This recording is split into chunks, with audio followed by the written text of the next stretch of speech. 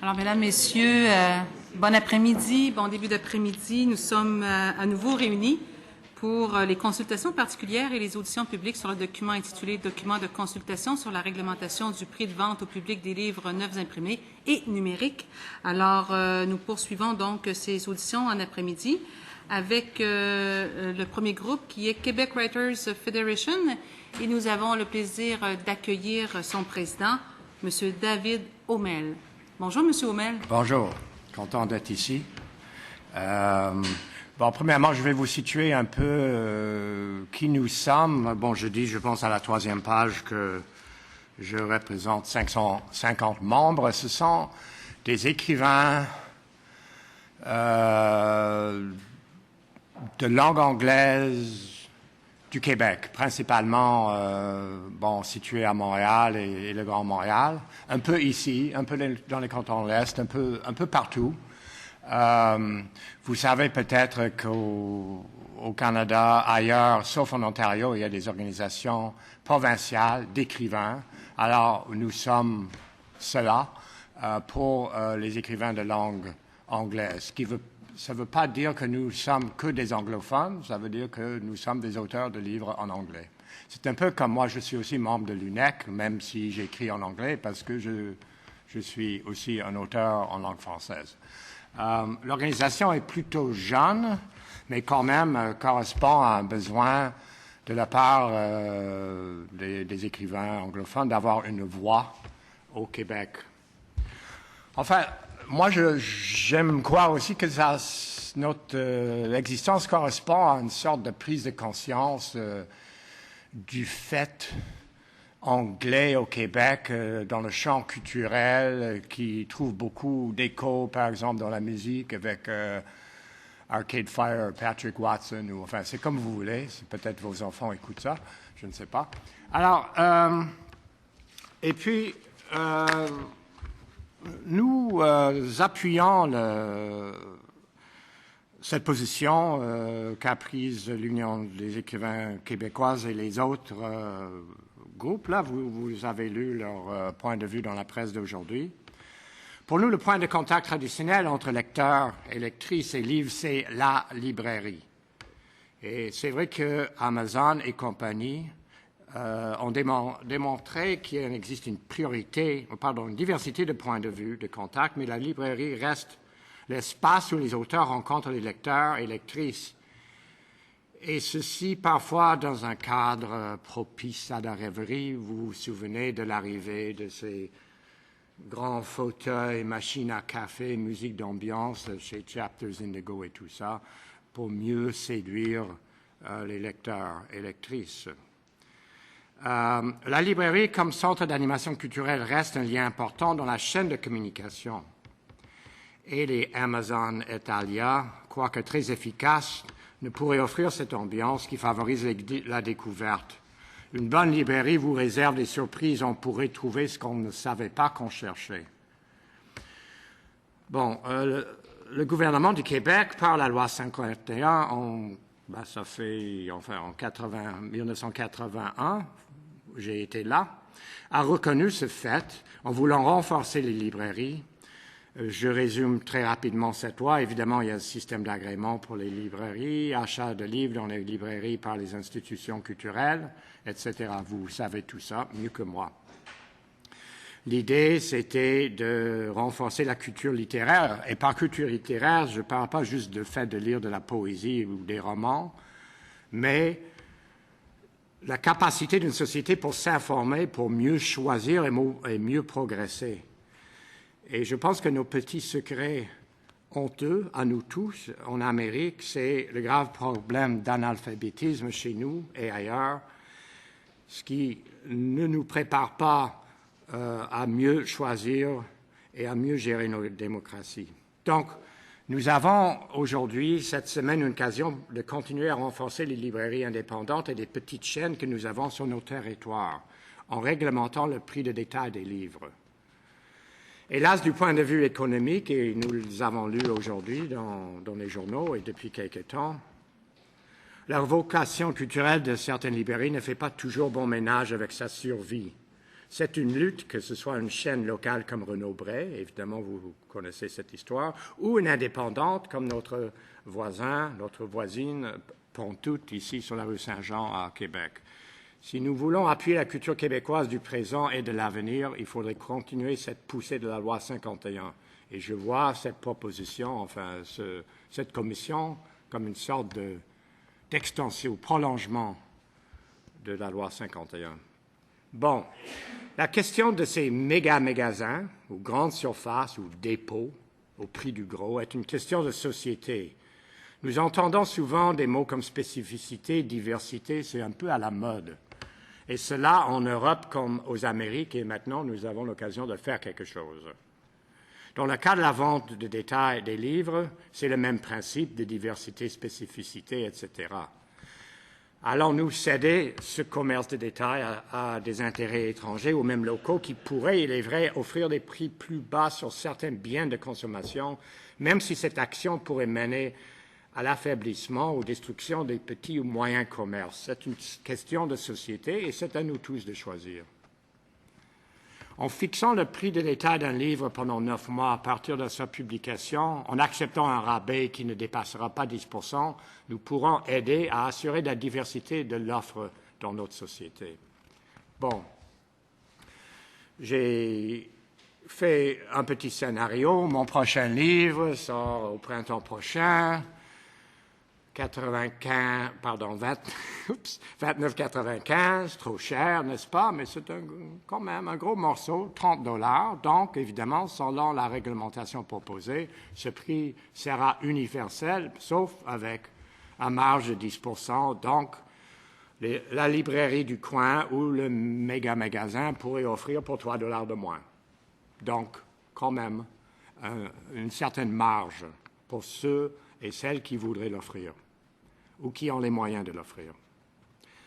Bon, et ça pendant 9 mois. Bon, peut-être cette proposition est un peu timide, mais quand même, c'est, comme vous savez, le fruit d'un consensus. Et les consensus sont parfois timides.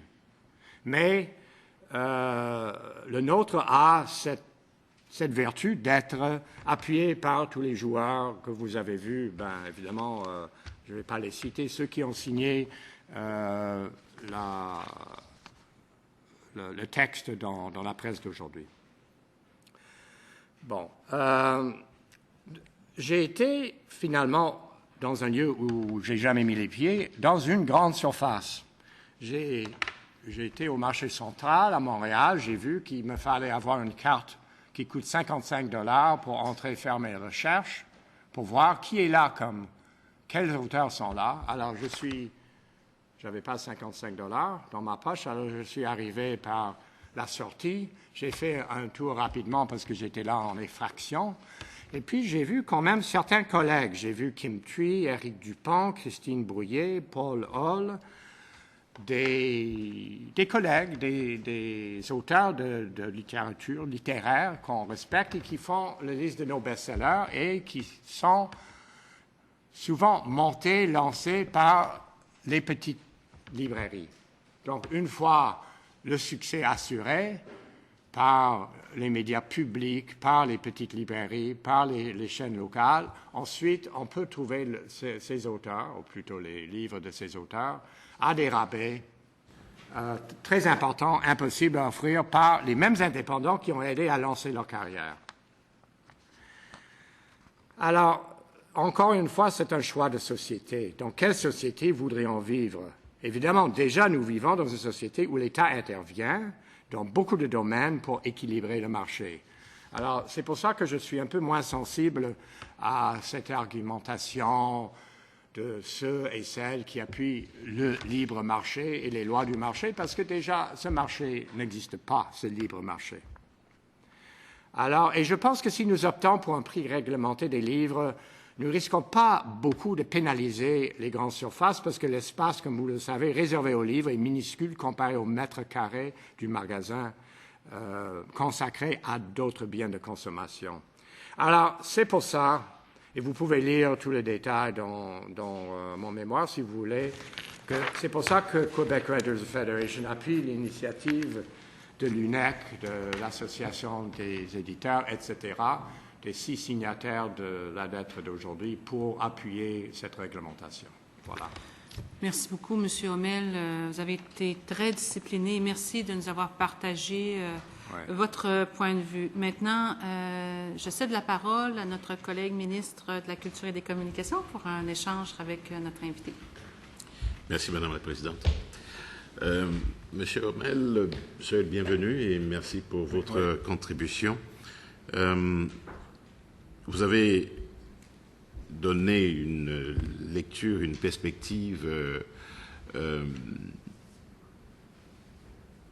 originale, je dirais,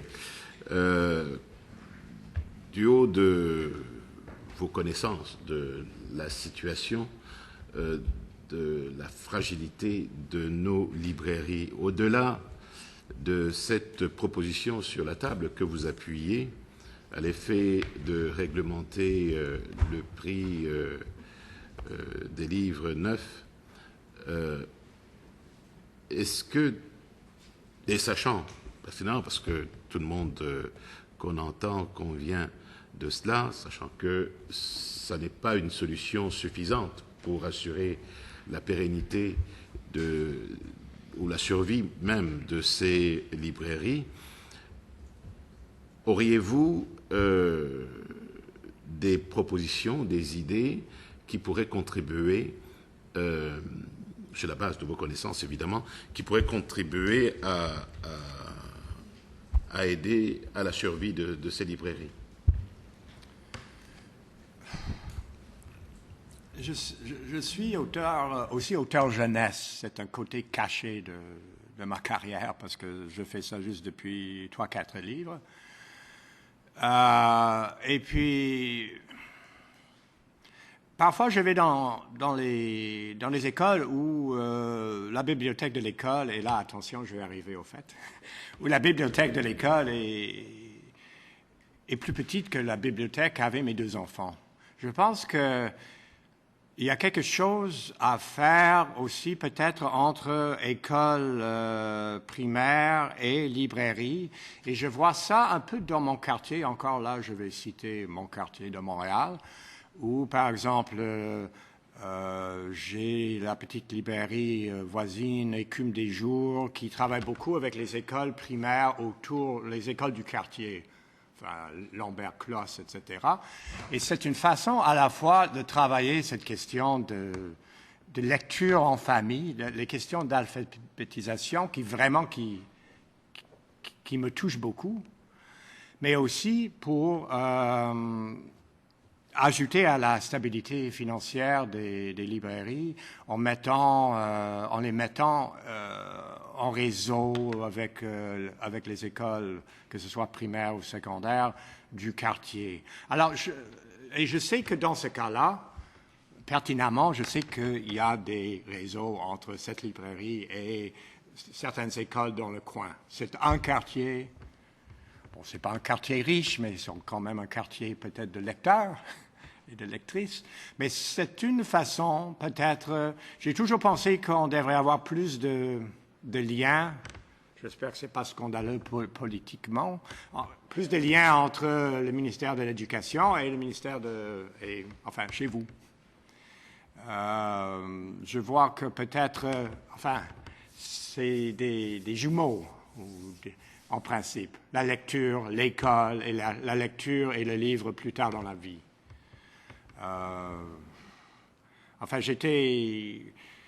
Et je vois ça ailleurs, et là je vais traverser vers le côté anglais. Je vois le même travail chez Babar Books, qui est à la fois dans Westmount et Pointe-Claire, où il y a une libraire très, très dynamique qui travaille en réseau avec toutes sortes d'écoles primaires.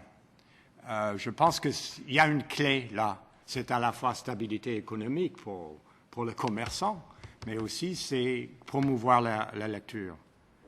Donc, bon, je suis un peu idéaliste, mais c'est mon métier. Le vôtre aussi. Tout à fait, l'autre chapeau. Oui. Mais je ne parle pas au travers, oui. Pour reprendre l'expression de... Madame Desrosiers. Madame Desrosiers. Tout à fait. Alors, Que diriez-vous de ce que l'on entend ici et ailleurs à l'effet que réglementer le prix du livre neuf pourrait avoir un effet allant dans le sens contraire de la proposition, notamment celle que vous venez de faire? J'ai même fait une émission à CBC avec Blaise Renaud, qui, je pense que, comme vous venez de dire, et je n'ai pas encore saisi, excusez-moi, je suis peut-être un peu lent, mais je n'ai pas encore saisi pourquoi, si on réglemente ce prix, est-ce que ça veut dire que le coût de certains livres risquerait d'être plus haut? Mais quand même, est-ce que ça veut dire que les gens qui vont acheter des livres chez Walmart, Costco, Target, etc., vont devoir payer plus cher, donc ils ne vont pas acheter le livre, donc ils ne vont pas aller non plus en librairie? Je n'ai pas encore saisi le pourquoi, comment ça marcherait contre le but que nous voulons atteindre ici. Même à l'intérieur de mon groupe, bon, évidemment, il y a de la diversité d'opinions, heureusement. Certains pensent que le vrai problème, c'est Amazon, whatever, FRCA, etc. Et puisque pour le moment, on ne sait pas comment légiférer sur Amazon, donc ne faisons rien. Pour moi, c'est un peu nihiliste comme façon de penser. Je voudrais qu'on m'explique, je ne sais pas si ce serait à vous ou à M. Renaud ou d'autres, ou M. Fortier, Jacques Fortier. J'ai lu son texte, enfin, avec tout mon respect, je n'ai pas vu comment ça allait contrer le but qu'on veut, ou aller contre le but qu'on voudrait atteindre ici. En même temps, je dois dire que je ne suis pas un maître des marges et des pourcentages et je ne travaille pas dans le détail. Donc, il y a peut-être quelque chose qui m'échappe, mais j'aimerais bien avoir Jacques Fortin à ma droite et Blaise Renaud à ma gauche et puis qu'on m'explique directement. Parce que pour l'instant, c'est un peu des spéculations, genre, bon... Madame une telle qui voudrait lire Dan Brown, bon, elle ne va pas acheter Dan Brown parce que ça va coûter plus cher chez Walmart, donc elle ne va pas aller chez Renaud Bré, enfin, etc. Mais ça, c'est la spéculation. On ne peut pas tracer des destins individuels, je ne pense pas comme ça. Enfin, moi, je ne peux pas. Il y a peut-être des compagnies en marketing ou en sensibilisation à l'achat, etc., etc. Je ne sais pas. Okay. J'aimerais vous entendre sur le livre numérique. Est-ce que, de votre point de vue, on devrait également en réglementer le prix au même titre que le livre physique? Je pense que oui. Je pense, premièrement, bon, là je vais parler de moi-même, mais aussi des autres auteurs dans notre groupe. Malgré tout le tralala autour du livre numérique, nos ventes pour les romanciers ordinaires, je ne parle pas de Dan Brown ou de, je ne sais pas, d'autres mythes comme ça, mais pour nous, le livre électronique reste un peu marginal comme vente, OK? Et ça pourrait vous choquer parce qu'on pense que le monde devient numérique et tout le monde est numérique et c'est un mot magique, numérique, mais dans la vraie vie, il y a, les ventes de livres numériques, ce n'est pas si extraordinaire dans la littérature en général. Là où ça marche, c'est dans ce qu'on appelle la littérature de genre science-fiction, fantasy, Dungeons and Dragons, des trucs comme ça, des trucs très spécifiques. Mais pour répondre à la question, oui. Je pense que si nous allons réglementer le prix du livre papier neuf, le prix du livre neuf sur papier, il faudrait faire la même chose du prix du livre neuf électronique. Sinon, ça crée une sorte de paysage tout à fait disjoint, des gens qui vont aller là-bas acheter électronique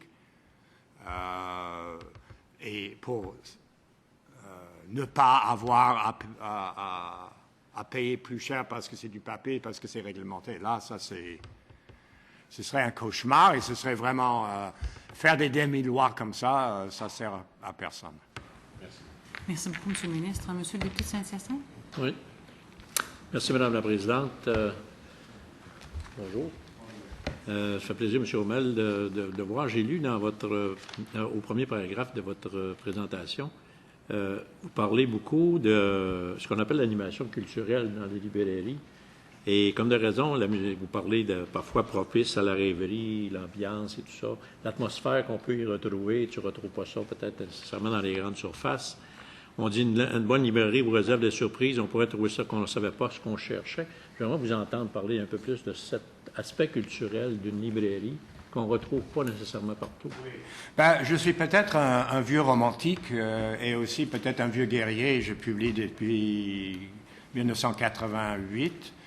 À l'époque où on écrivait des romans sur des machines à écrire. Mais les librairies, que ce soit au Québec ou ailleurs, et quand je dis ailleurs, aux États-Unis, au Canada, en Europe, ont toujours été des lieux de rencontre, de diffusion. En France, par exemple, pour ma carrière là-bas, parfois, il y a des librairies qui... si c'est quasiment comme des églises à l'époque, où il y a un groupe de fidèles qui arrivent pour une centaine de personnes, 200 personnes. Il y a quand même vraiment quasiment une sorte de secte au sens bien autour de certaines librairies. Là, je parle de la France. Même encore ici à Montréal, j'ai vu la même chose, par exemple, à Babar Books, qui est une librairie pour jeunesse, où bon, c'est moitié garderie parfois, moitié librairie, mais quand même, c'est des contribuables de demain. Il y a des zones d'animation culturelle qui sont très puissantes, peut-être dans un quartier ou dans une zone de quelques kilomètres carrés, mais ça marche très bien. Un autre exemple qu'on a vu se développer tout récemment à Montréal, c'est Drawn and Quarterly. Drawn and Quarterly, c'est un peu bizarre. Ce sont au début des éditeurs de romans graphiques, je pense.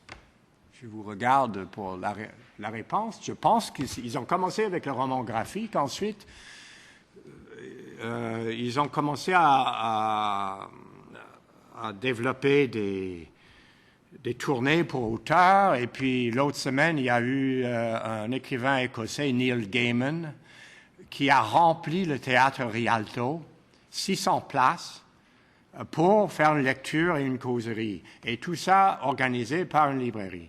Alors, ça... j'ai commencé par dire que j'étais un vieux romantique, mais finalement, tout ça, c'est en 2013. Alors, il y a encore d'autres personnes romantiques qui veulent le papier et qui veulent entendre l'auteur et aussi, et qui veut créer une sorte de communauté. Et c'est curieux dans le cas de Drawn and Quarterly, où les deux Babar Books sur l'île de Montréal,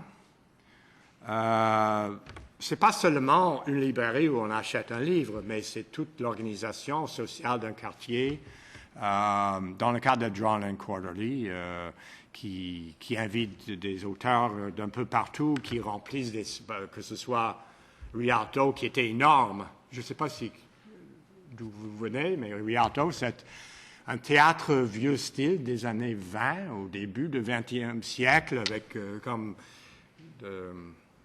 des vitraux et tout ça, un peu moitié cathédrale, moitié music hall.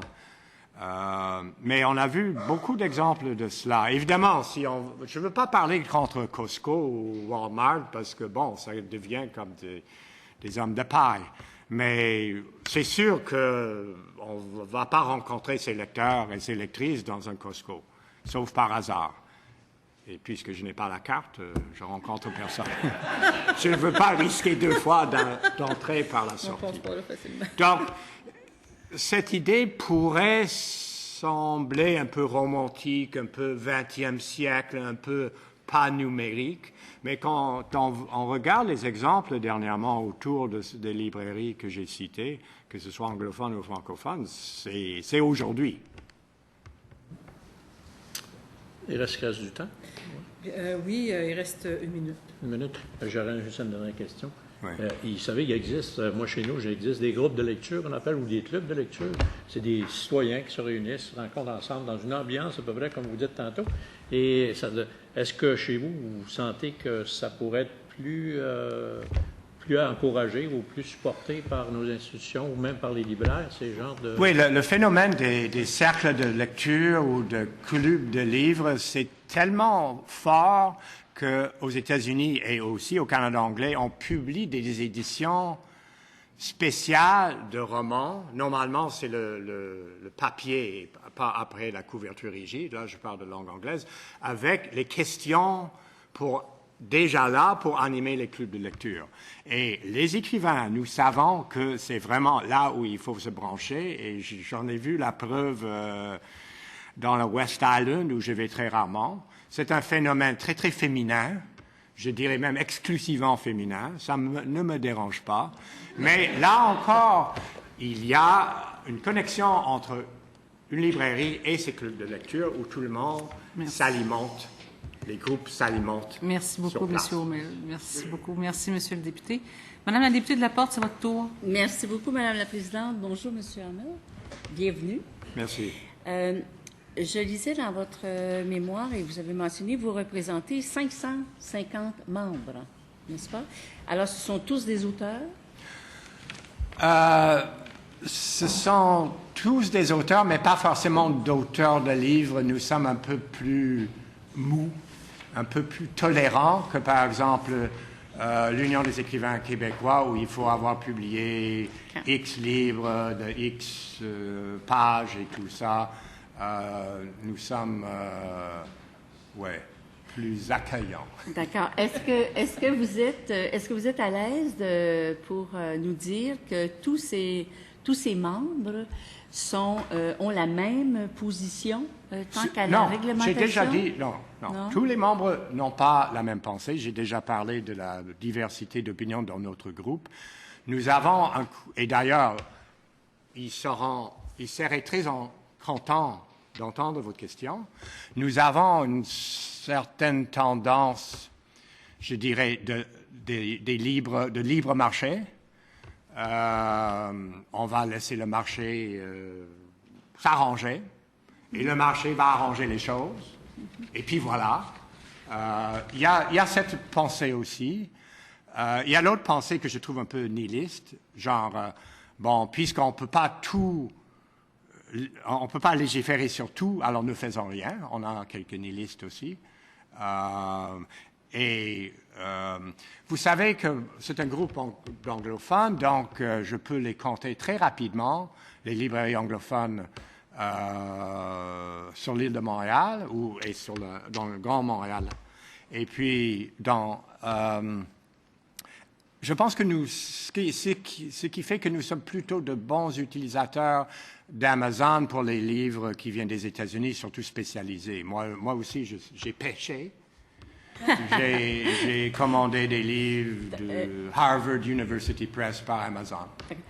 Donc, la décision, en fait, votre appui pour la réglementation, c'est votre CA qui l'a décidé pour les membres? C'est la majorité du CA, oui. La majorité du CA. Oui. Bon, parfait. OK, ça répond à ma question. Oui. L'autre question que j'ai pour vous, vous faites référence dans votre mémoire à la librairie Pantoute. Oui. Alors que déjà en l'an 2000, le rapport Larose, à la page 24, nous parlait de cette institution-là, fondée en 1972 comme une librairie ayant su s'adapter aux réalités de l'industrie. Et je cite, « en développant avec un certain succès des stratégies de marketing sur Internet ». Alors, ne croyez-vous pas qu'il y a là un signal qui devrait être entendu par toutes les librairies et s'ajuster ainsi au marché? Oui, ben, premièrement, j'ai cité Pantoute parce que je ne voulais pas faire trop de Montréal-centrisme. Et aussi parce que quand je viens à Québec, je passe par là. Je pense que maintenant, il n'y a pas de librairie sans site Internet, sans possibilité d'achat. Moi, je reçois des montagnes de courriels de Drawn and Quarterly, cette librairie sur la rue Bernard à Montréal. Peut-être parce que ce sont des jeunes, mais en même temps, je reçois des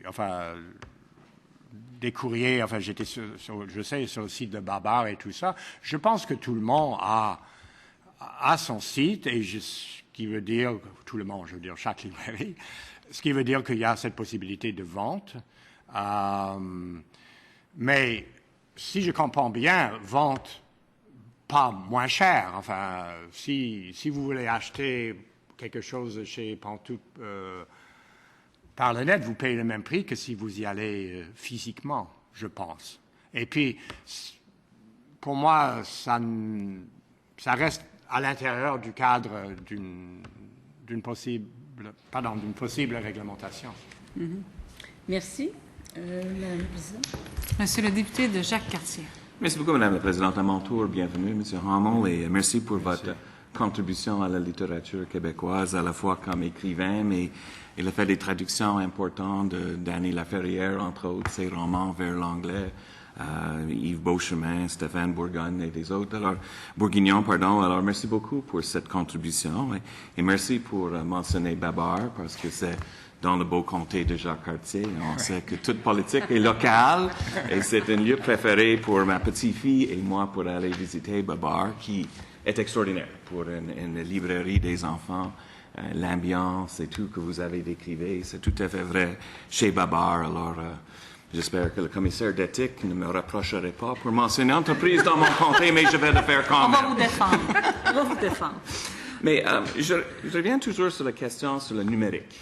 Et mettons votre prochain roman, je ne sais pas si vous avez un titre encore, et vous avez évoqué le prix de 29,95 $. Si le numérique est disponible à 15 $, ça va, avec le temps, changer les comportements. Parce qu'à date, le prix numérique et le prix papier, l'écart est modeste. Mais si, mettons, c'est 2 pour 1, et le coût d'envoyer un fichier est nettement moins que publier le papier et tout le reste. Avec le temps, j'imagine, la version numérique doit être beaucoup plus rentable ou moins chère. Alors, est-ce qu'il faut réglementer ça? Est-ce qu'il faut conserver un lien, une proportion que le numérique ne peut pas être moins cher et fixer un seuil comme ça pour protéger les écrivains? Oui, mais c'est intéressant parce qu'on dit le mot numérique depuis combien de temps déjà? Quelques années? 10 ans, 15 ans, excusez-moi, le temps passe. Mais là encore, je vais parler de moi et des écrivains de fiction générale, je veux dire pas. Et là, excusez-moi, j'ai genre literature, c'est comme science-fiction, excusez-moi, pornographie, mais quand même. Fantasy, certains trucs comme spécialisés. Là, ça marche bien sur le net. Sinon, nous sommes encore dans l'enfance de toute cette publication, ou toute cette édition plutôt, numérique. Effectivement, et puis, je sais que les ventes ne sont pas assez énormes parce que j'ai 50% du prix de vente numérique, tandis que j'ai 10% de prix de vente papier. Alors, ça veut dire qu'il n'y a pas tant de choses à vendre électroniquement pour l'instant. Autrement, j'en aurais moins, parce que l'éditeur mettrait de la pression. Pas juste sur moi, quand je dis sur moi, sur les écrivains. Donc, effectivement, c'est un travail à faire, et nous sommes, l'industrie est en train de le faire petit à petit. Ça veut dire quoi au juste? Éditer électroniquement des livres ordinaires, un livre moyen, Kim Thuy, Christine Brouillet, etc., enfin, les gens que j'ai cités.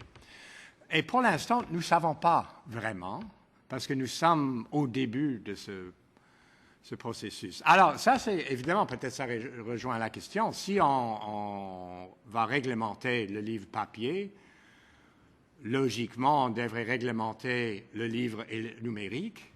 Mais là encore, vous posez une bonne question, parce que quelle serait la différence, enfin l'écart entre le livre matériel et le livre immatériel? À suivre. Moi, je n'ai pas la réponse. Non, Nous développons cette réponse année après année. Parce qu'on a vu, le numérique a tout bouleversé l'industrie de la musique. Oui. Et ce n'était pas toujours les bonnes nouvelles. Oui, l'accès, on peut, tous les disques des Beatles, on peut les mettre sur notre ordinateur dans quelques instants. Mais la protection des musiciens n'était pas toujours au rendez-vous. Tous les magasins de disques, ou la plupart, sont maintenant disparus. Alors, c'est une transition qui a fait beaucoup d'accès, était améliorée, mais il a fait beaucoup de dommages aussi en même temps. Alors, moi, je pense pour le numérique, pour le moment, je pense que quelqu'un a évoqué le chiffre de 4% des livres au Québec sont vendus en format numérique aujourd'hui. Mais si l'écart de prix entre les deux est important, tôt ou tard, ça va devenir rentable d'acheter le Kindle. Moi, j'ai déjà confessé à la commission, je suis dinosaure, je vais être avec les livres papier pour la fin de mes jours. Mais mes enfants me regardent d'une façon curieuse. Papa, tu as les tablettes pleines de livres et ce serait beaucoup plus pratique de mettre ça tout sur une Kindle et tout le reste. Et c'est mes enfants qui sont l'avenir, quand même, leur goût et leurs habitudes et leur comportement. Alors, je me demande si on réglemente le prix papier avec le format 9 mois, 10%, mais le numérique devient plus avantageux, tôt ou tard, si l'écart devient assez important, on va créer un marché additionnel pour le livre numérique.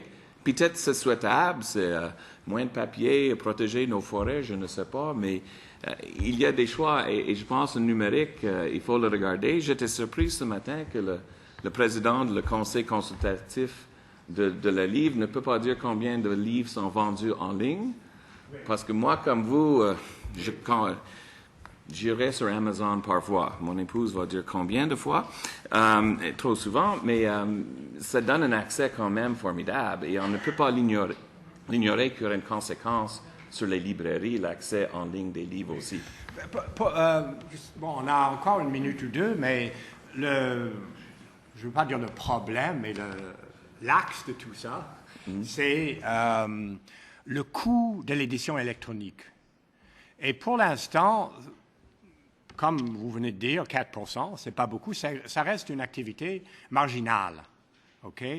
Donc, ce qui veut dire que son coût est plus élevé. Est-ce que les Kindle et compagnie vont passer sur nous comme une grande vague? Pas pour l'instant non plus. Mais je dirais aux penseurs ici devant moi de penser, bon, comment réglementer, si on vous optez pour la réglementation, comment réglementer l'édition électronique? Et ça va impliquer aussi une recherche sur le coût de production, de l'édition électronique. Et pour l'instant, on est loin de ça.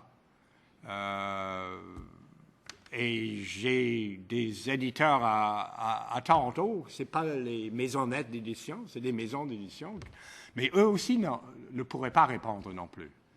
Ça reste pour l'instant une activité marginale, une vente marginale. Mais ça ne veut pas dire qu'on ne doit pas y penser, parce que on est là pour penser l'avenir, n'est-ce pas? Alors, et juste pour faire le lien avec la musique, bon, peut-être, les musiciens, enfin, ils ont été mis KO. Floué. Et leur compagnie de disques et tout. Bon, évidemment, on n'a pas vu ça en littérature, peut-être parce qu'il y a moins à voler, je ne sais pas. Ou peut-être c'est l'âge des lecteurs est plus élevé, donc c'est moins une culture de la gratuité, c'est-à-dire une culture du vol. Mais on est un peu mieux protégé pour l'instant. D'autres questions, Monsieur le député de Jacques Oui, Cartier? juste dernière question, parce que vous avez parlé de la spéculation sur le comportement des gens. Et je vais poser la question dans le sens contraire. Comment, en fixant la proposition qui est sur la table, le 9 mois et le 10 je vais convaincre la personne d'acheter chez la librairie Pantoute plutôt que continuer de l'acheter? Si l'idée, c'est de donner un soutien aux petites librairies, et si on accepte ça autour de la table, moi, je suis loin d'être convaincu que la mesure proposée va changer le comportement des consommateurs.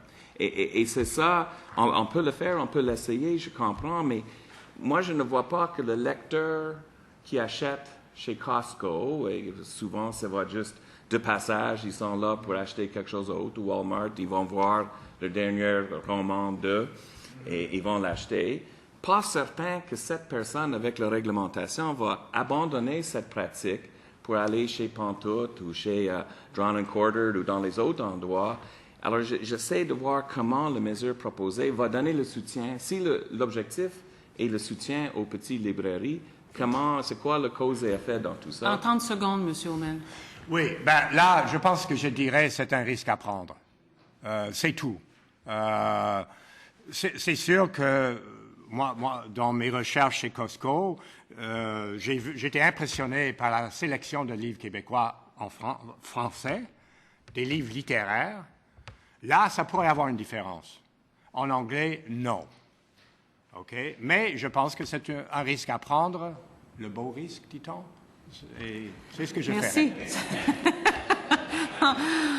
Je vais vous arrêter là pour donner la parole à une autre collègue.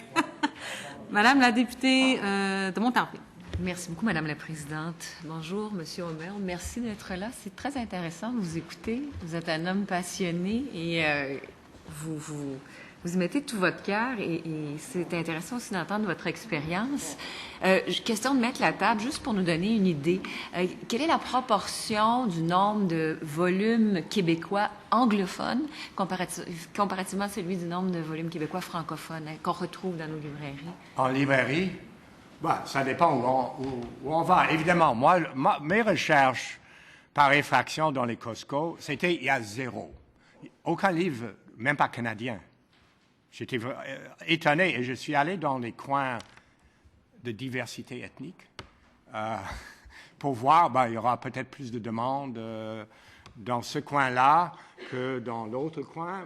Et puis, j'étais vraiment étonné par le manque de livres anglais dans les grandes surfaces. OK.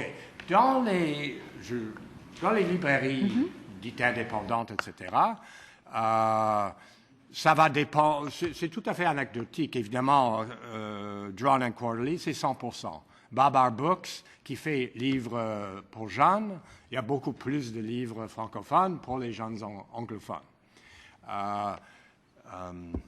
Olivieri, qui est à côté de l'Université de Montréal, est une librairie francophone qui vend beaucoup d'anglais aux universitaires de l'UDM. Renaud Bré sur l'avenue du Parc, un peu la même chose. Très surpris de voir autant de livres anglais. Souvent, de partout, littérature générale. C'est un peu difficile à quantifier parce que mon ami avec qui je ne suis pas d'accord sur ces questions, Richard King, qui était l'ex-propriétaire de Paragraph, qui est devenu maintenant propriété de Québecor via Archambault, il disait que 40% de sa clientèle était francophone. Donc, à Montréal, c'est très chassé-croisé.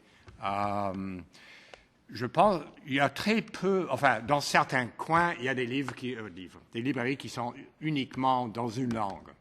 Total de la production littéraire québécoise, la place du livre québécois anglophone. Ça, c'est très difficile parce que je suis un écrivain d'expression anglaise au Québec. Je suis pas publié ici. Il y a 2 ou 3 petits éditeurs de langue anglaise au Québec. Je regrette qu'ils ne soient pas venus, je pense. Ils ne sont pas venus, non. Comme la presse de l'Université McGill, qui est une institution très prestigieuse, mais qui ne publie pas, qui publie un peu de tout. Je ne sais pas en mesure bon, combien de livres sont écrits en anglais chaque année. Mais on s'entend que la proportion doit être beaucoup plus petite que la proportion de livres francophones. Je voulais juste avoir une idée, mais cela dit, comme j'ai très peu de temps, j'aimerais vous ramener sur le livre numérique, le livre électronique. Comment se fait-il qu'au Québec, c'est un champ de vente qui se situe entre 2, 3 et 4 % alors qu'au Canada anglais, là, si on parle d'écrivains anglophones, ça représente 15 %. Je pense que peut-être Amazon.ca, et je dis le .ca au lieu de .fr parce que les gens... Je pense que l'offre de Amazon au Canada en français est très faible. Et puis, tandis que du côté anglais... En terminant, M. Haumel. Oui, en côté anglais, il y a souvent un désir d'avoir ce qui se passe aux États-Unis. Merci. Donc, je pense que pour l'instant, les Amazon et compagnie en français, c'est très minimal. Merci beaucoup, M. Haumel. C'était un plaisir de vous recevoir à nos travaux aujourd'hui. Merci, bonne continuité, bon retour à la maison. Je suspends quelques instants le temps d'accueillir notre prochain invité, M. François Colbert.